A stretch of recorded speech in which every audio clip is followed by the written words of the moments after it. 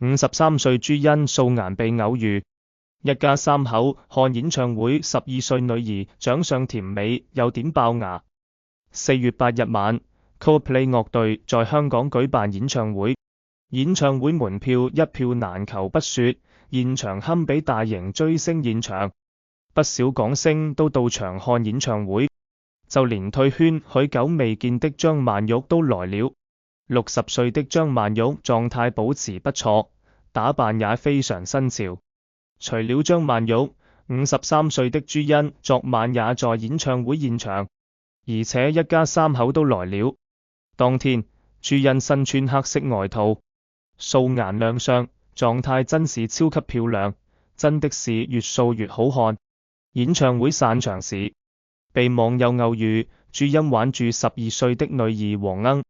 黃鶯身穿白色短袖，紮住低馬尾，和媽媽朱茵一起看向該偶遇網友。母女倆還很配合地對住鏡頭打招呼，一邊粵你好，一邊揮手，沒有一點架子，非常親切有禮貌。朱茵老公黃貫中則是和助理同行，跟在母女倆身後。61歲的黃貫中保養得還是很不錯，看起來才不過30-40的樣子，就是這個角度有點撞臉黃渤了。朱茵一路上都和女兒說說笑笑，母女倆像閨蜜一樣。黃鶯的身高和朱茵也僅僅只差一點點了。黃鶯的長相還是遺傳到了朱茵的高顏值，甜美中又帶點清冷感，小家碧玉的感覺。不過才12歲，再長大點，五官長開就更好看了。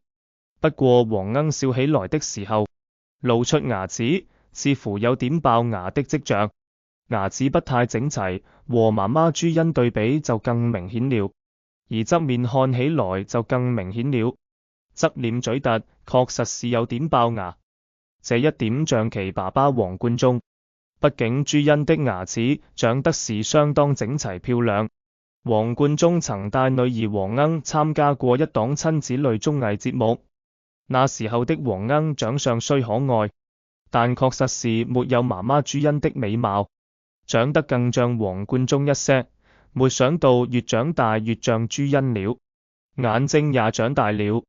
看到53歲朱茵的素顏狀態，終於明白那句愛人如養花，也難怪當初朱茵在訪中自信發言，如果回到20歲，就直接去找黃貫中。這段婚姻中，朱茵真的有被好好愛住，大家對此怎麼看呢？